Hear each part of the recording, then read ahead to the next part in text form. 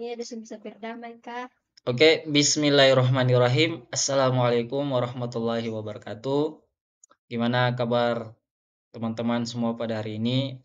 Mudah-mudahan semua dalam keadaan sehat walafiat. Amin.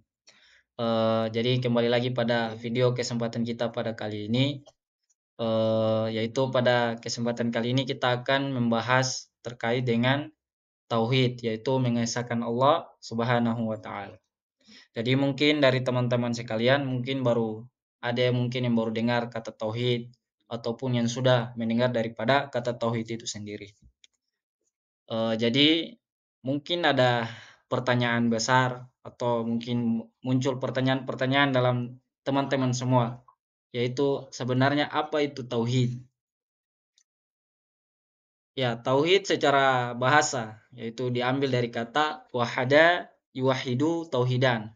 Jadi yang berarti menunggalkan Allah Subhanahu wa taala dalam segala aktivitas beribadah kita kepadanya.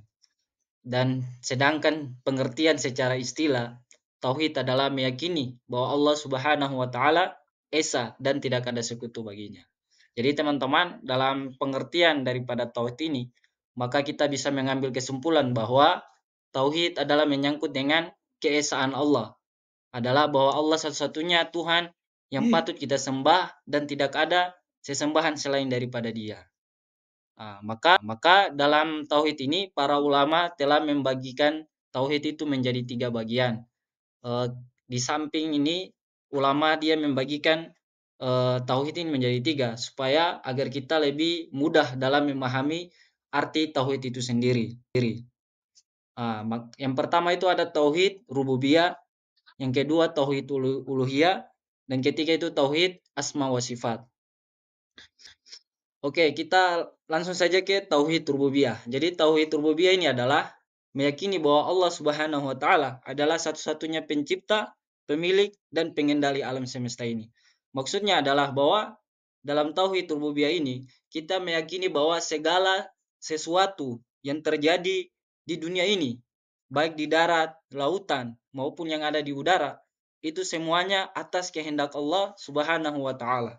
Bahkan daun yang jatuh dari pohonnya itu bahkan atas seizin Allah. Jadi segala sesuatu yang terjadi di atas muka bumi ini itu semua atas kehendak Allah. Makanya kita harus meyakini bahwa segala yang terjadi di dunia ini itu adalah berada di kekuasaannya Allah. Terus kita lanjut ke tauhid uluhiyah.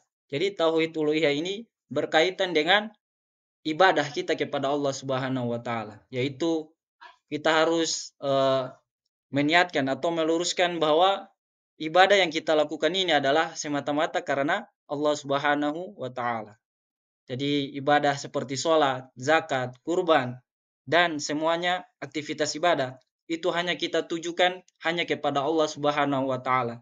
Tidak ada unsur ria di dalamnya, tidak ada unsur pamer atau ingin membanggakan diri.